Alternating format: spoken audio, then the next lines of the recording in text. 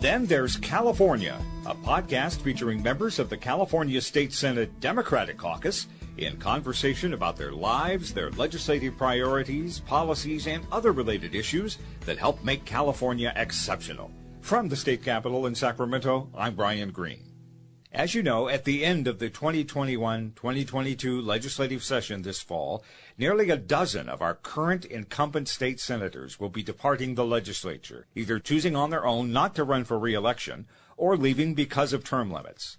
Luckily, left behind in the wake of their departure will be new California laws and policies related to social justice, environmental advocacy, consumer rights, support for the business community, all that bear their authorship and proficiency, and which will impact Californians for generations. The possessor of much of that legislative wisdom and guiding principle of public record, particularly on significant policy related to bankruptcy law and housing and the environment, is one of California's currently longest-serving legislators, State Senator Bob Wieckowski.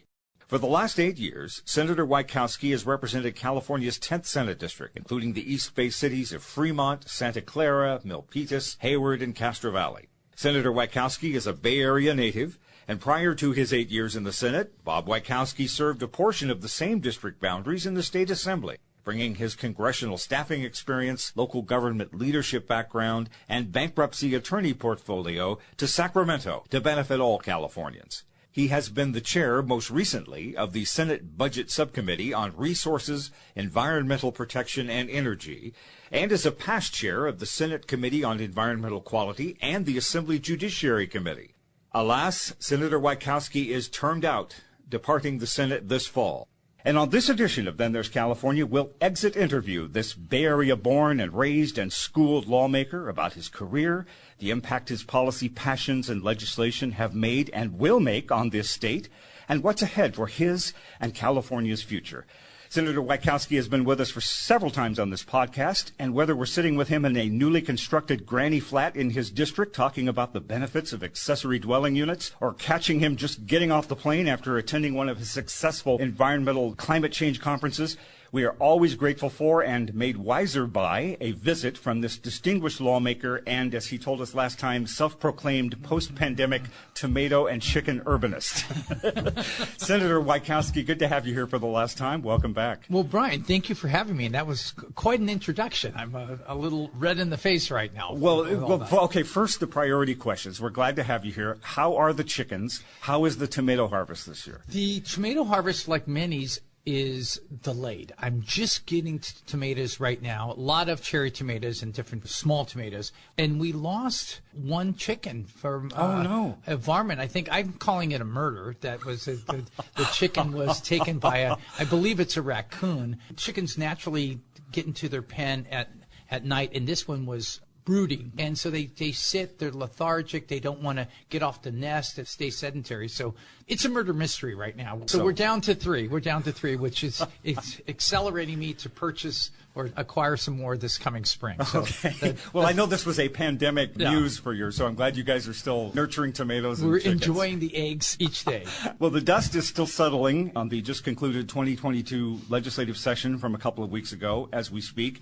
One of the many end-of-session experiences that you have had here in your legislative career, and really through your career you have survived and endured several historical touchstones. So give us your reflections on here as you wrap up your final legislative session. Well, I think, as Californians are sitting here, we're looking at what we've done in this year's budget and this year's batch of legislation. And I think that while I didn't get everything I wanted in the climate package, the fact that we've got a $54 billion investment over the past 2 years is a heck of a down payment. Now, would I have wanted more? Sure. Would I have wanted to spend things, different priorities? But it really is reflective of the legislators and the governor's agreement that we need to do lots and we need to do something now. And the investments that we'll be seeing in the next couple of years in the ZEBs or in forest management or in drought.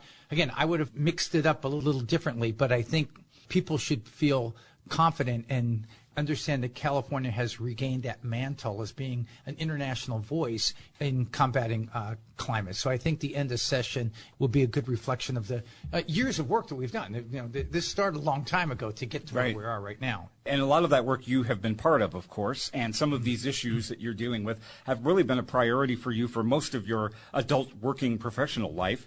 So take us back a few decades, if you can, to how you got your start in public policy and public interest advocacy. Mm-hmm. And as I mentioned, you were born in the Bay Area, large family, right? Yeah, 5 sisters and a brother from Stevenson Boulevard in Fremont and attendees of Kennedy High. You know, I'm of the age where the environmental movement, the first Earth Day occurred when I was in high school, right? And I remember us trying to make this proclamation that we're going to do better, stop the polluting rivers, and the Los Angeles was a total mess.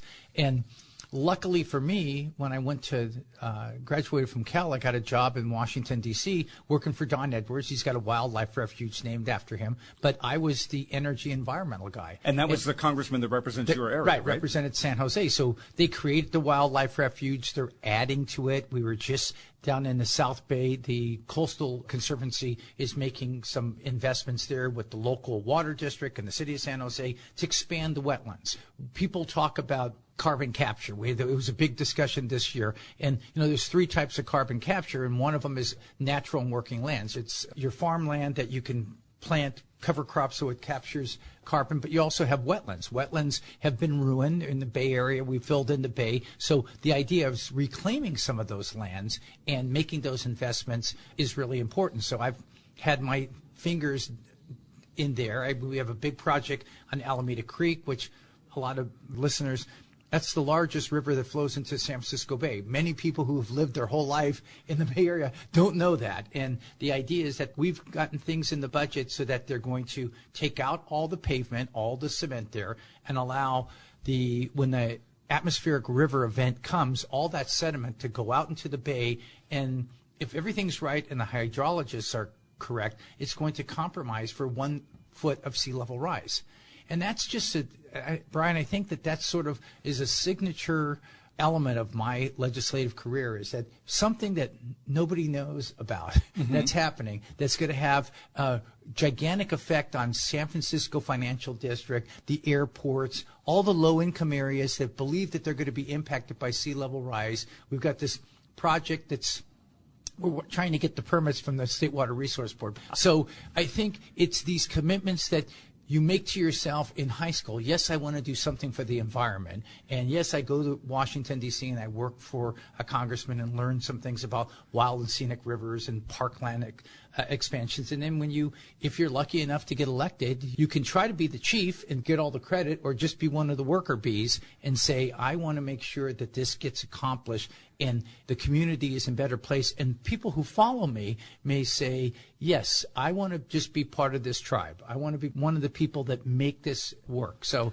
it's very rewarding for me. Well, you were actually one of the earlier members of the tribe, so to speak, back in the day, because that was when we were looking at environmentalism, conservation, solar power, looking at rivers and streams, as you say. And that was really what stirred your passion for what you're doing now. Yeah, I remember, I think it was 1980, maybe it was 79, sometime around there, when I was working for Mr. Edwards, and he introduced a bill to make the Stanislaus River, a portion of the Stanislaus River, a wild and scenic river. Now, they had just built the new Malones Dam, and they were looking to flood the wild and scenic river. And he had this bill, and there was a hearing, and the late Phil Burton was the chair of the Interior and Insular Affairs Committee, and the bill failed, 21-20. But what happened there, and it has informed me and guided me through the work that I've done, is that we changed the conversation about how dams are operated. Because before you built a dam, you say, okay, I got a houseboat in there, people go to water ski, and we score it for the recreational value. And what we did is we said, well, if you don't do that, you get a wild and scenic whitewater rafting. And that's a legitimate recreation. You get people that can go fishing, and they can fish on a stream instead of in a lake. You looked at water quality. Some of these elements that 40 years later are bread and butter. People who fight over water and dams would fight over it, but now they're part of the discussion that we have on what's the cost-benefit analysis. We changed it. So a loss turned into a different way of thinking and different way that policy's made. And I have sprinkled tons of that stuff in the budget and in policy that I've made, so that others that come behind will say, oh, this is what we're supposed to be doing on this element or this funding program. So you learn. And a little bit of trivia here from the Whatever Became of file. I understand that the person who interviewed you for that position was the now Congress member, Lofgren. You both ascended to stardom, political stardom. Everybody gets tagged with different things. And so this was back when you just had one long distance line. And Joe said, I'm hiring him. He's coming to Washington, D.C. He's either going to be the worst intern we have or the best intern we have. I'm not really sure. So I stayed for 5 years, so I guess it worked out. But it was just like, she said, boy, he's a handful. I don't know. I like the enthusiasm. Well, local boy did good. So, right. So you came back from your time in Washington to attend law school, and then somewhere in that you moved to Poland in Yes. the late 80s to study language because, as you have mentioned, you are Polish. Now, that must have been an extraordinary time, the time of solidarity and Lech Wałęsa and moving from this Marxist-Leninist world to a liberal democracy right there happening in the mother country. Yes, I mean, I think in 1981, the first time I went there with my brother, that was a summer of love, I guess, in Poland. Solidarność had been established. There was a strike with the transit workers in Warsaw, and they all lined up their trams. The trams go into the middle of the square, so all the trams were there, and people had to walk from the train stations. And people in politics like inspiration, and you say, can we change this system that we have, this communist system? Can we make things fairer for people? Can we modernize and improve? People had to wait, 7 years to get a phone line, and then it was the old dial-up phone in there. So there was a lot of inefficiencies that they had. And then martial law was declared in December. So then I moved back as a full-time student in '86 after law school. I'm probably the only person who found out they passed the California bar was living in Krakow, Poland. And all my colleagues are like, what is wrong with him? But, you see a system where it's repressive, but people, their creative side and their intellectual side thrived. And to be around folks where they have this putsy job that they do nothing, but yet they read novels or they study Greek mythology and they're having a conversation with you, and you see, this is unbelievably fascinating to be with this intellectual crowd. And then the infamous return in 1992 that I went back to start a water business, Pan Woda, which is Mr. Water. And I should have started a vodka business, but I had one of those vending machines. My theory was, because remember, Chernobyl occurred in '86, so a lot of people were concerned about taking iodine pills. Yes. So I had one of the filters in these two machines was iodine filters. So a lot of people were getting the filtered water and giving it to their kids. The problem is that Poland was in a super inflationary time at this time after the wall came down in '89, and they had announced that they were going to devalue the zloty, and they had printed coins in 1992. You can find them. And then they decided to delay that process. So it's really tough to start a coin-operated machine in a communist country that was never used to automation, never used to doing machines that we did, but super tough to do it in a country that has no coins. So that was another one of my failed events. But incredible entrepreneurial opportunity. Right, and it just, you never give up. And I think it helps when people have these ideas on legislation and you look at them and say, okay, let me take a step back and look at this and see, is this possible? And it's very funny because if you go to Wrocław, where I lived, and in Poland, you will see now Pan Woda trucks. Somebody took the name and took the idea. It's like Alhambra. They drive around to the business places, and I go, too soon. Right. Story of my life, Brian. I was there a little bit too soon with this really good idea that now somebody's making a fortune. Exactly. But hey, you were there, you planted the seed. That's good. Yeah. So you came back to California, and then you returned to practice law, and you opened up your own firm dealing with bankruptcy law. Right. And entering into that particular legal expertise, you must have had to hone your skills not only in the nomenclature of dealing with the bankruptcy system, but also compassion and the human condition, what brings people to the table across from you, people who are just at a point of fiscal and emotional desperation. I mean, nobody wants to file bankruptcy unless their name's Trump. But people, people like to take chances. People want to afford things to their kids. And then stuff happens in life. I think at the time 80% of the people who were filing bankruptcy was because of some medical debt. We had changes to the bankruptcy law in 2005. The first time that George Bush was president, it became regressive. They decided to not allow private student loans to be discharged in bankruptcy, because before you could discharge private student loans, and look what's happened in the last 17 years. The private student loan industry mushroomed, and all these young people who should be starting families and buying a house are laden with hundreds of thousands of dollars, or many hundreds of thousands of dollars worth of student debt. Now, there's federal student loan debt, and it's horrible. When we talk about bias or prejudice, we need to do work with Native Americans and African Americans and Asian Americans and Latinos about our bias that we have. People are prejudiced. Many of us grew up where it was just understood. People come from Chicago. They have segregated neighborhoods, all that type of stuff. But we also do it with people that have debt. It crosses over all these ethnic lines, and LGBTQ or straight. They just say, I pay my debts. Why don't you pay your debts? And there's an inherent bias that people have that you just got to own up to your debt. And they don't understand now that huge separation with sophistication and understanding. And, some people, they don't think it through. They go to an A's baseball game. Somebody gives them a credit card. It's 28% interest rate, and they run it up to $2,000, not thinking, let's go to Disneyland. All our neighbors went to Disneyland, and they don't have the capacity to pay it off. So you see all people of all different stripes. But one thing is true: when you're the attorney and you're on the other side, they want your guidance. They want you to explain to them, how does this process work? Do I qualify? Can I get through? What do I have to do?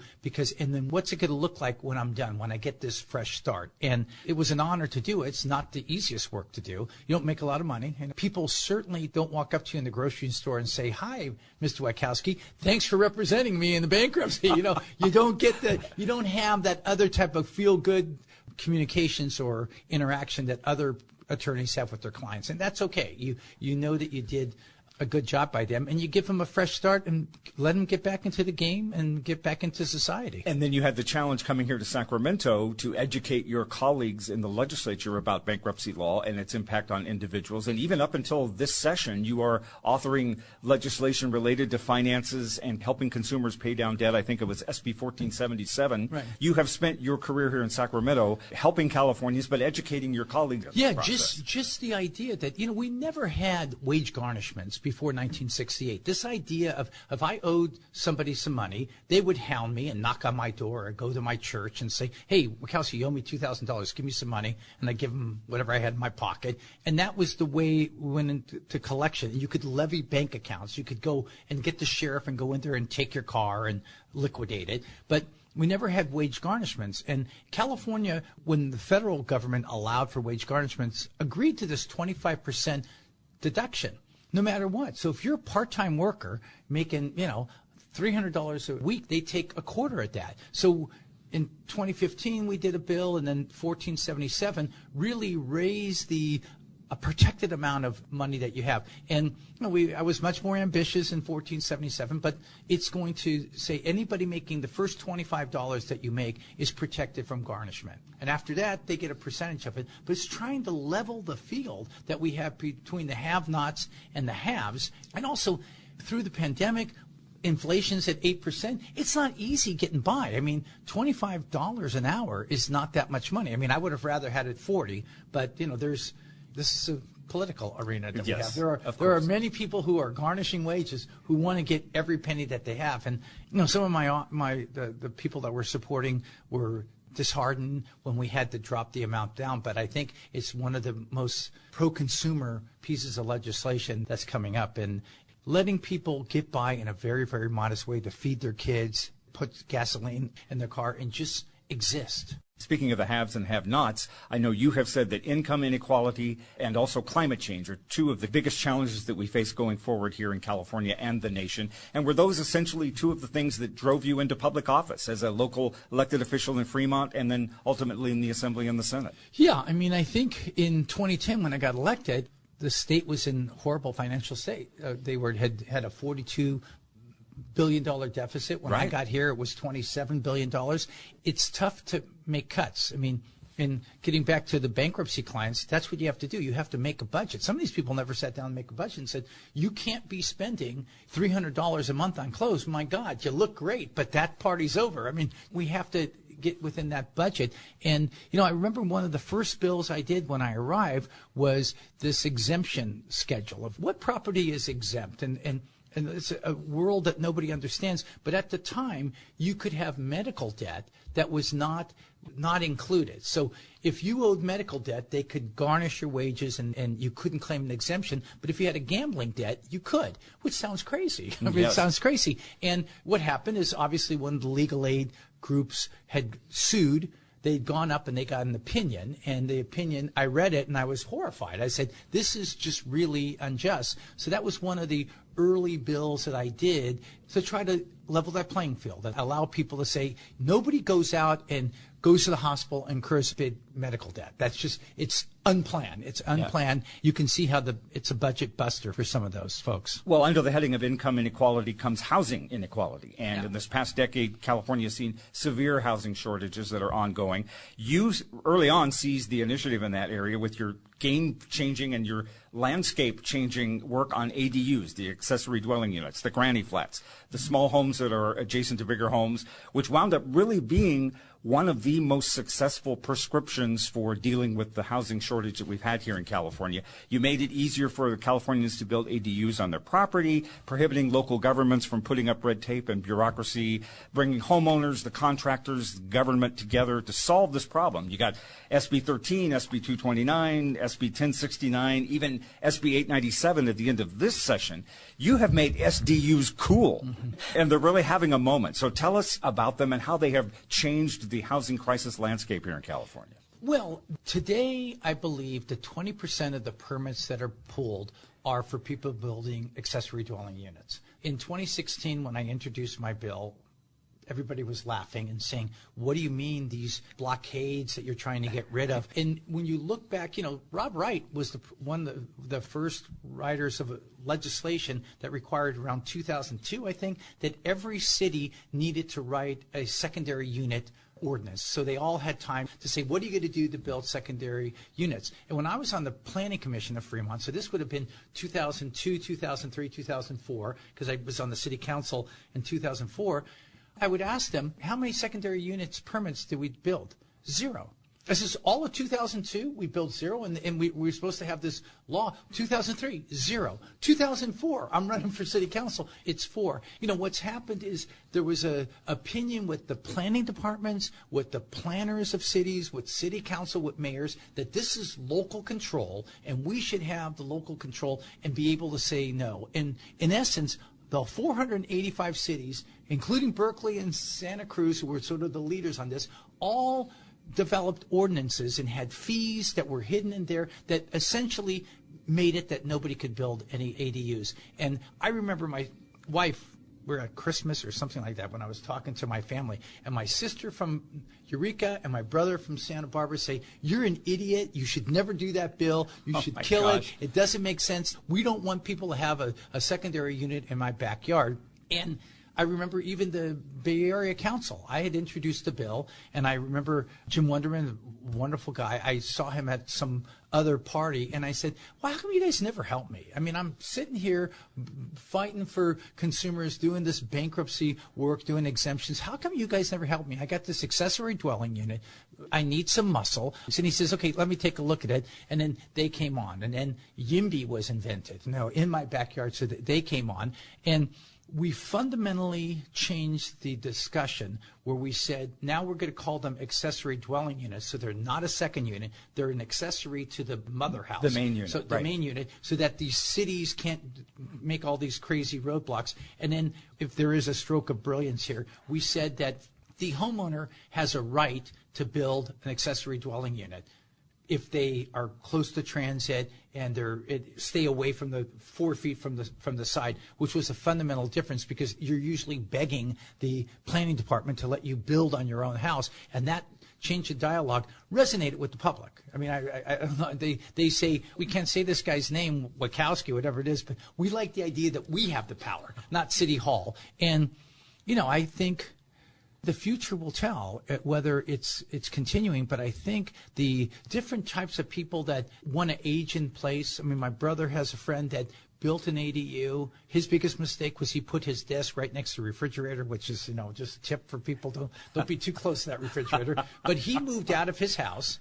His daughter lives in London. The son lives in China. And he lives in the ADU. He rents out his house, and he travels 6 months out of the year. And he still wants to be in Santa Barbara, but he's retired, so he can do whatever he wants to do, right? Well, but this is great. I mean, you're laying the groundwork. It's becoming more of a familiar process for people, and hopefully as a result, an easier process. And ADUs can be part of the infrastructure for dealing with the housing crisis. Yeah, this knock on wood. Let's make it sure. It was fun when we had another podcast from the garage.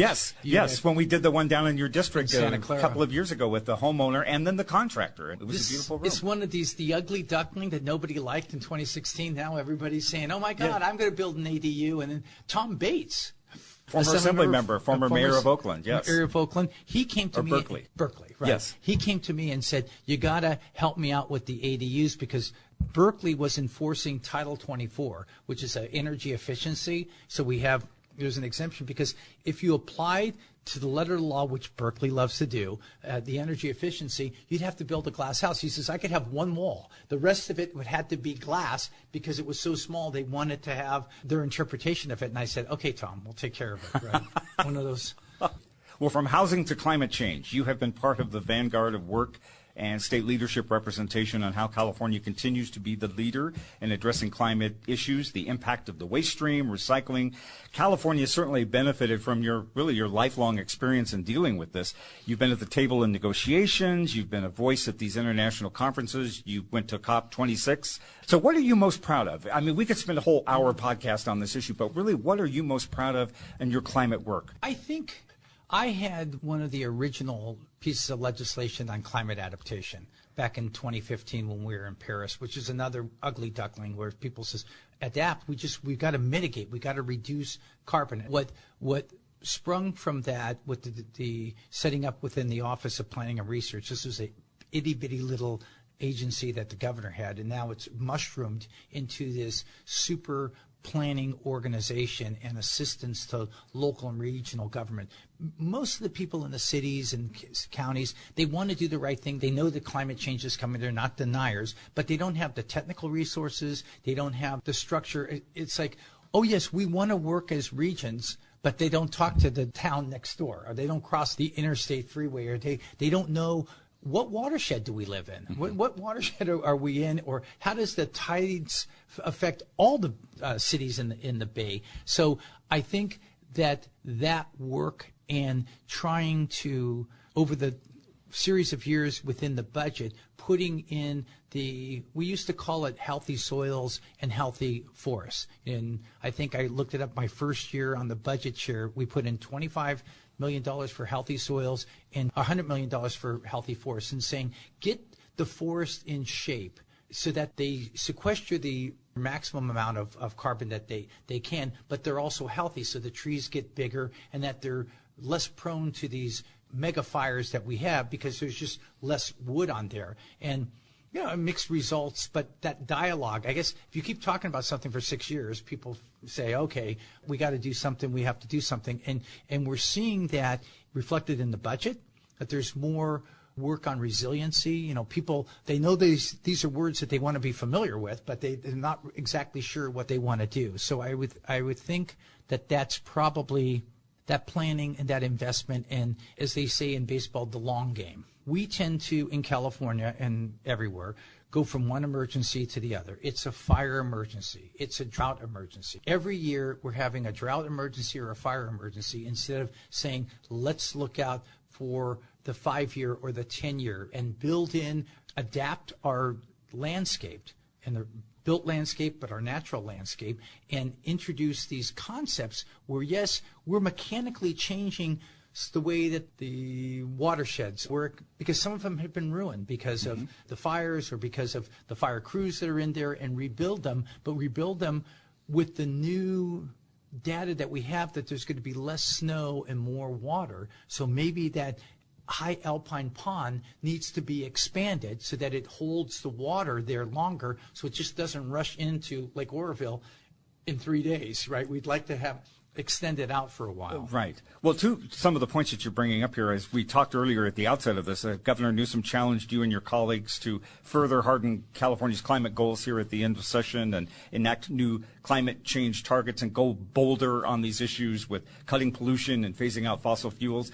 But we as a state are always being taken to task every time we go through these scenarios and the fires and the drought of resting on our laurels and not being bold enough. But also, at the same time, we are accused of being too risky and moving too fast and declaring these fossil-free alternative energy goals when we barely can keep the lights on today. What's your perspective on that?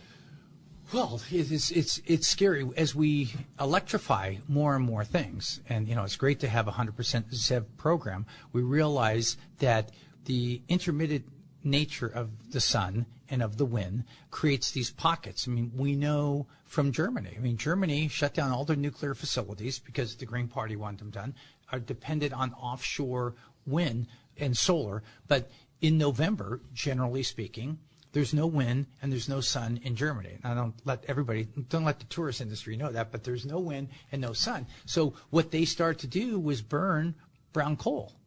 Well, that's unacceptable. I mean, in California, we're just not going to do that. So, you have to keep the lights on and you have to move in an orderly way. People want to see this transition to a fossil-free economy. But in the short term, I'm quite worried about what do we do between now and 2030. I mean, the governor and people are thinking 2045, we want to be free. And, if I bought a car today, it would be dead in 2045. I need something bought today, and I'm concerned about our purist beliefs. I mean, we have some hybrid cars that make more economic sense to people. I mean, I don't have $65,000 to buy an electric vehicle, Brian. It would be grand to do that. My wife would probably love it. And what is it? Honda Civic costs $26,000. So it's the gas, but you get the hybrid's probably 32, 33, and you think, when am I going up to Tahoe that I'm going to be burning the gas? Most of the time I'm here, Citrus Heights, downtown. In a normal day, if I'm a homeowner, if I'm a renter, there's another challenge. But if I'm a homeowner, 80% of my time would be on the battery. So there's a benefit of some of these incremental steps if you're really worried about the heat. I mean, we've got to get the heat down and we've got to reduce the emissions, and it doesn't matter where they come. By chance, we have $10 billion we're putting into ZEVs. California, we got to have electric drayage cars, we have electric buses, we have electric trucks, we have electric bulldozers, everybody's got an electric car. And if you look at the world, 12% of the emissions come from vehicles. 12%. Nationwide in the United States is 29%. In California, it's 41%. So we always talk about, everybody loves California, and it's a problem here. But on the other hand, we export technology. So if we're putting all our eggs in one basket on the ZEVs, which is how it'll have an effect on 12% worldwide. What are we going to do with the other 88%, right? Because we say, well, we don't burn coal, or we don't like fossil fuels or natural gas, and some of these areas are going to have it. So the other investments that we make on these new technologies, whether it's the carbon capture, or we've brought down the price of solar energy or wind energy. I mean, I think Scotland and these Baltic areas are moving ahead, and we're going to fast track our wind energy. But I think Obama said it, all of the above is what we need to do in the short term. When we get to the 30s and 40s, okay, we can start winning some things out, but we have to have something that the consumer understands that they can afford. Mm-hmm. To say that everybody has to have an electric car by 2035, okay, or they only sell electric cars, but a lot of consumers, we haven't put the investment into public transportation. If they say you got to have an electric car, and I say, okay, I'll take the bus. Well, there's, BART's at 40% in the Bay Area, at 40% of the ridership. So at least you can still go by BART, but the buses are decimated. They're just, that catastrophe hasn't occurred where people who are bus dependent, they have no choice. The crack in the nut is, here are all these people that work in Sacramento. Some of them take the trolley, but how do we get more of the people? And how do we make it enjoyable experience and the price is right? So. Those are some thoughts. Well, big picture. A new report out this week warns us, not a surprise, we've heard this before from another group of concerned scientists, that the world's chances of avoiding the worst ravages of climate breakdown are diminishing rapidly as we enter uncharted territory of destruction. Not to be negative on this here, but are we too late? No, I don't think so. I mean, the question is, first thing has to occur is that equilibrium, where we're no longer increasing the temperature. We know from Paris we'd like to keep it at 1.5 degrees centigrade. We know if it goes to 2, that's sort of the breaking edge. You know, we've heard the 3.2, 2.7, but at some time we have to get to the equilibrium. Direct air capture and the carbon, which is very expensive, it's like $400 a metric ton, actually can suck carbon out of the atmosphere. I think it's expensive, but people are thinking about doing that. What it does, it's hard to understand, is that, yes, it'll be capturing all the carbon that we're producing right now, but that carbon, we know, stays in for decades in the air, and what it can do is pull out some of that old carbon, and that's the heat killer, right? We often get pollution confused with carbon, and a lot of our advocates groups, if you don't get pollution, they don't want to talk to you and say, let's focus on carbon. This reduces the carbon. Yes, there's still some pollution. We want to deal with it, but let's take the big chunk of carbon out. So we're fighters. I mean, California's leaders, and we're saying, you know, we're going to get a lot of sideways looks from folks by extending Diablo Canyon, and the sideways looks by people that are saying we're allowing carbon capture to go in California. But we're on the front lines. Other people are on the front lines. I wish we would have done more on floods, you know, because, again, we go from one emergency to the other.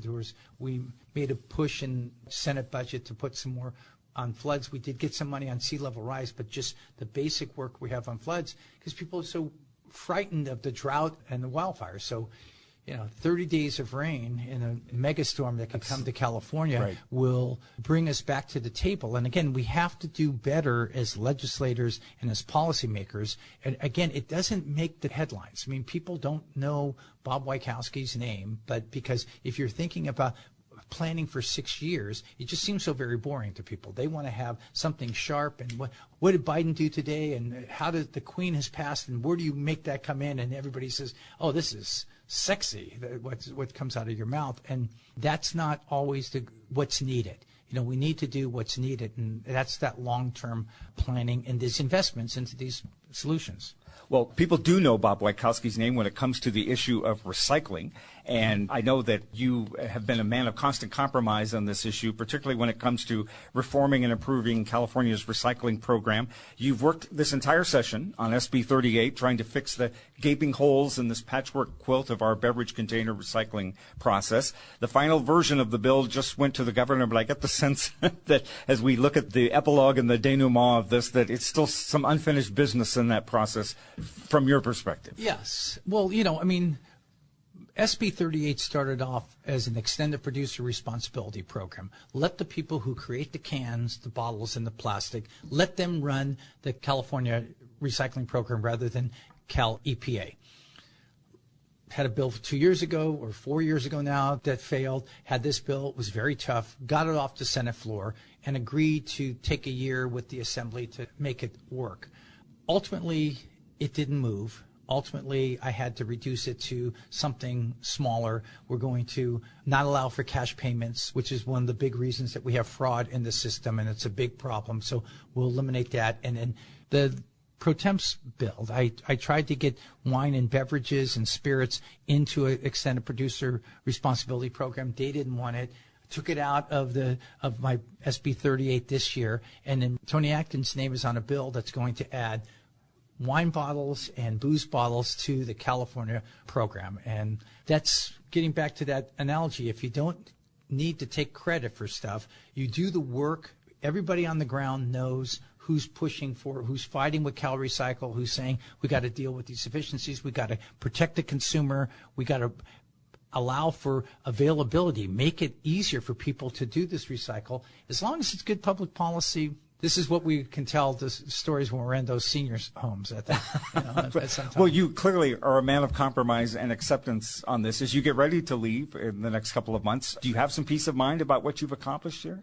Oh, yes. I mean, I feel wonderful about the variety of work that I did for arbitration to make it better for California consumers. The employers already run the show when they have you sign these mandatory arbitration bills, but years having that idea that you have to apply California law and you have to have your arbitration hearing, and then if you don't pay your fees, one of the bills, if you don't pay your arbitration fees, then you can move it into state court, which is at some time that's going to happen. Somebody's going to screw up, and then you're going to have some Superior Court judge who she's going to write a decision on how that arbitration is, and every arbitrator is going to have to apply California law to this, whatever the dispute is. So that hasn't happened yet, but that's a dream. And then we have bankruptcy exemptions. We have now $600,000 worth of a homestead exemption. Now, we've seen the price of houses go astronomical, but to change that from $100,000 to $600,000